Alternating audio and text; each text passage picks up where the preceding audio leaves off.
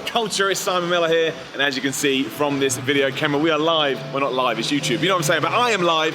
That doesn't make sense. Anyway, look, the point is, I am really in Chicago right now for All In. In case you didn't believe me and you thought I was lying, look at that. Look at that. You know what that is? That is this storefront, the pro wrestling tees. I mean, it still says 1 hour tees, but I can't control that. I didn't build the store. Anyway, everyone here is awesome. They're really nice, and they've said what we can basically do is walk you through the pro wrestling tee store. And now, meet me and Phil. Phil's there. Hi, Phil. How you doing? Hi. Good. Now, we've just walked through it, and genuinely, we maybe shouldn't have done that before we did the video, because I'm genuinely surprised at how big this operation is. Anyway, don't worry about it. Come with me. We're going to walk through right there. I'll lower my voice a little bit. I don't want to ruin people's day. They're buying t-shirts because they're excited about All In.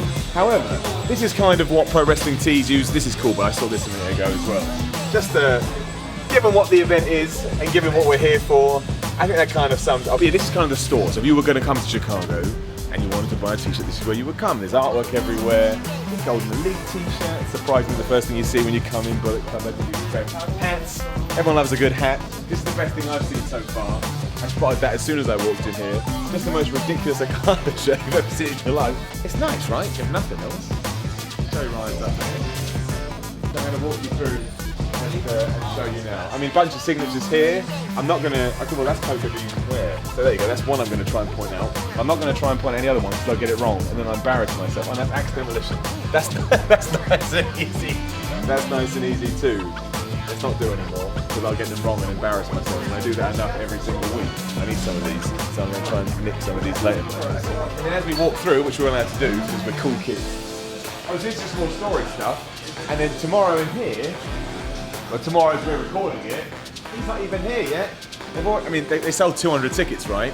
And they've got 450 signed CM Punks. We could write on one of them. So I'm talking to Phil. We could. Just a quick little Simon Miller.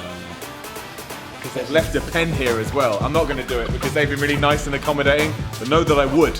And it's just, the first thing that struck me, and we'll show you where the t-shirts gets made in a minute, is I never realised how big the operation was. I mean, now that I'm here, of course it is. They sell t-shirts all over the world. I've bought pro wrestling tees before.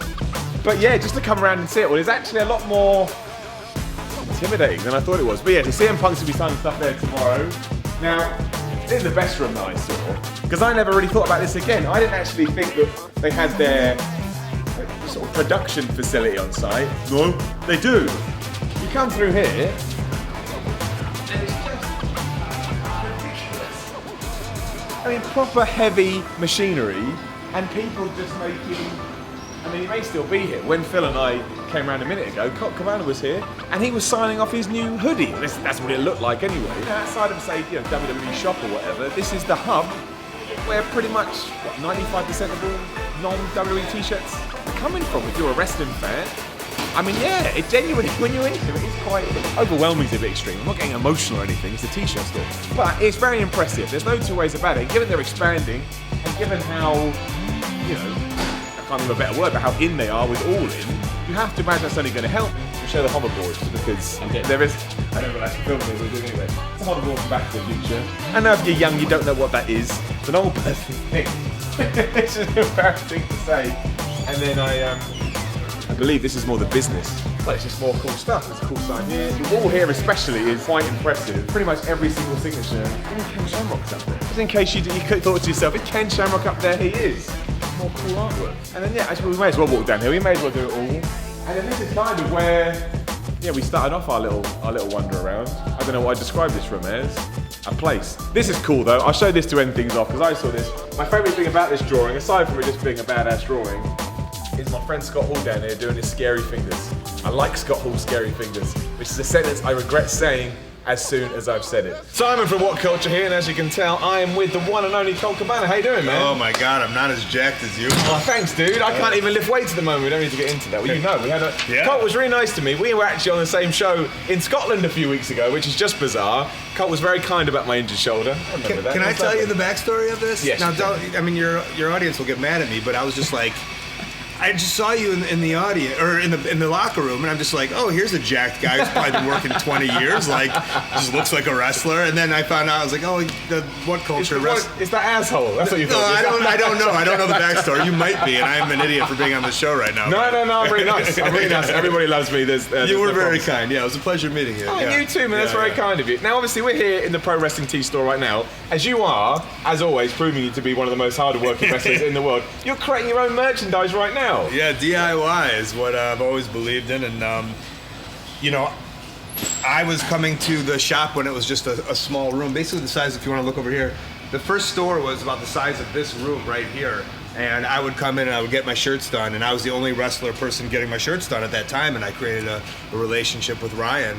And just to see, I mean, you've seen what it's grown into. It's unbelievable.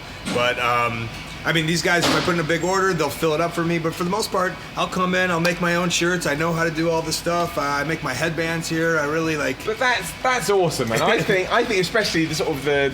That's a terrible term, but the modern day wrestling fan would really respect that, right? Like you say, DIY. Because everyone sort of sees the big machine and the corporation and all of that. But here, you are responsible for everything you do. And I'm going to say it, I think it makes you more relatable to the wrestling fan. Yeah, that's what I think. It's always like, you don't want to you don't want someone else to be responsible for something. Like if I'm going to put it out there, every time I sell a shirt, it's really like my work, like that 20 pounds or $20, it's from the work that I put in, and I'm honestly putting it in right now. Yeah, proof right now that he's doing it. Yeah. So how do you feel about the weekend in general? Because a lot of people are saying that it's a game changer, right, All In. Like, 10 years ago, no one would ever have believed this could have been even possible. Right. But now not only is it possible, but we're tying into loads of things. Not only the wrestling event, you've got StarCast, and obviously here, we've just been in the store, you can just tell there's a buzz in there. Yeah. You can tell that people are excited about it. I picked this up, they made this for me. This will be my ring jacket for All In, and a little sponsorship here. Yeah, I love it. Yeah, it's you got to think that I've been on the independent wrestling scene since 1999. I was doing the camps in England and Butlins in 2004, 2005. I've just been on all of the weirdest, just weirdest thing that is the independent wrestling scene, and then nothing like this has ever been nothing's like this has ever been really dreamed of. Like just the idea that these independent, like just an independent group, not some giant corporation who's funding something, just a bunch of wrestlers want to put on a thing. It is a game changer, but also it's a reality. I think that I hope it makes the next generation of independent wrestlers a little hungrier, and it allows them to realize what is capable. Because no one would have ever thought doing the Butlins camps and talking with James Mason and even Dragon and just some Stu Bennett, like those guys back in the day, like you're like, oh man, if we could draw 1,000, we'd be legends. And here it is, 10,000 people in 30 minutes. I think it's a great realization. I know you've had loads of incredible moments throughout your career, but in a way, does it feel like a culmination of sort of 20 years of hard work a little bit that you get to go out on a stage like that? It does, yeah. It's, I said to the guys, and originally they had me commentating, and I just said, it would mean a lot to me if I could wrestle on the show, if I could be on the show. And, in a second they said, yeah, of course. And, I just think the idea that all the work and all the time and all the weird places that I've traveled to, just honestly, India, China, Canada, all over Europe, to be able to be on a show in front of 10,000 people in my hometown. I guess at home as well, that must be a real... It just must blow your mind. But where wrestling has been and where it's come, and you've been through loads of stuff yourself. That's why your podcast is so interesting, because you get the wrestling business. And in like 48 hours' time, you're going to be walking out, maybe even going to win the Battle Royal. I don't know. I know what's going to happen. Who knows? But you do have to realize that, like, as excited as I am, then this is my life. Is that this is just another show. I'm wrestling tonight, I'm wrestling tomorrow. I have All In. I wrestle Sunday. Tuesday I go back to London. I'm wrestling on the Rev Pro TV. Of course you are, I'm going to Manchester. I get right back. I'm doing Cleveland to Philly, right to Boston. And this is just the ongoing schedule of the independent wrestler. And, essentially this is another show in the schedule, but it's just like the coolest show on the schedule. And do you think it's the start of something? Do you think that, everyone involved can build on this? Can All In become I mean, the way that I've seen it in the dream world, it could easily become, it's a terrible term, but the independent version of WrestleMania, right? This one big event that we do every year that brings fans to a certain place. Yeah, but eventually it's like Warped Tour or whatever the UK version. You know, someone will find their way into it. I think the best example of that is there's a thing called Fest down in Florida for like punk rocks, and it's this dude Tony, and he runs wrestling there now too, and like he hasn't allowed any corporations to get their hands in there. It's just all like just DIY, this one dude making things happen. That's for punk rock music. So, you know, hopefully that could kind of be like that. But I think the important, you know, I don't know what the Bucks and Cody have moving forward. They even said to me, they're like, ooh, this might be the only one, you know. But I do think it sets an idea that this can be possible, and it is possible for future generations. Nice. That's a beautiful way to put it. And I would just like to say, as I'm, you know, as one very, very new wrestler to a guy who's always looked up to you, you're an inspiration, and it's going to be awesome to see you on the show as well, man. So yeah, well, look, I'll let you get back to pressing your shirts. Yeah, I got you got shirts money to to make and shirts to sell. But look, have a blast, man, and we'll see you around. I'm seeing the UK as well, because you're over there in a few days. Of course, I'll be at the MediaCon. Done. I'll see you there. Perfect. Done. Thanks so much, Cole. You take care of yourself. Enjoy the shop. Cool. Alberto, Pro Wrestling Tees, thank you very much for your time. Now, you've just been walking us through the crazy process that it takes to make one of these Pro Wrestling Tees crates, which we've got right here, and I'm going to pack one in a minute. Currently about 3,500. A month. A month. A month, yeah. And look, there's one right now. So I'm going to slowly start packing. Just to prove it, you may get this, and you could know that it was packed by me. Isn't that delightful? With every sale, we prepare more and more. You know, we anticipate this is how much we're going to sell, and then we wind up selling probably double that. You know, like typically Black Friday will be the busiest we get. Yeah. You know, it's more 6-7 day weekends that we work. You know, but we got it down to a science now. So I can only imagine it growing more, especially with Hot Topic getting involved and indie wrestling just becoming bigger and bigger. So I think that's the thing I want people to take away from all of this. It's like you just mentioned there, you mentioned how you come in the weekends to check maintenance on the machine. It really does feel like an operation where everybody really cares about it. There's a passion there. Yeah, right? That's the thing. As cliche as it sounds, you know, we're all a team. It's almost a bit like the independent wrestling scene, right? Yeah. It's personal. Oh, for sure. It's in your face, right? Yeah. So there's 3 Funko Pops in here, Pro Wrestling Tees t-shirts, New Japan badge, it's cool, I like that. And also, just in case anyone gets this, I'm going to put in, I went to Manchester last week for a Defiant show, that is my tram ticket, that's going in there as well. So somebody, I'm being serious, there it is, look, boom. So somebody's going to get that, and they're going to be like, what is that? But you've got it now, and it's very special. Dave from Pro Wrestling Tees, now you're one of the designers here, so you have all the secrets. You know all the surprises that are coming down the line.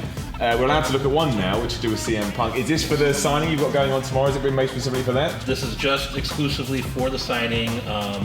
People are always looking for exclusive CM Punk merch, so whenever he comes around here, we like to give him something special. So obviously based on a NES game. Yes. Whose idea? Or what? Explain the process. Who comes up with the idea? Do you pitch it to Punk? Does he pitch it to you? Do you go back and forth, sign this off, sign that off? Like... It's kind of a three-headed monster between me, Punk, and then Ryan. Ryan's a really big fan of like the old school 8-bit stuff. Yeah, so. It is cool. You know, well, look, I would want that shirt. So I imagine somebody will be selling on eBay for hundreds of thousands of dollars. So we do see that a lot. A lot of the exclusives or people that can't make it, you'll see them begging on our VIP group saying, "Hey, can someone get there and sell me your shirt?" We see a lot of that. Yeah, it's nice. I think it's a great way to give back to the fans as well. You come down to the store, meet CM Punk, get an exclusive T-shirt. You're going to go away feeling quite hunky-dory about the world, I think. Absolutely. Okay, cool. I'll let you get back to work. All right.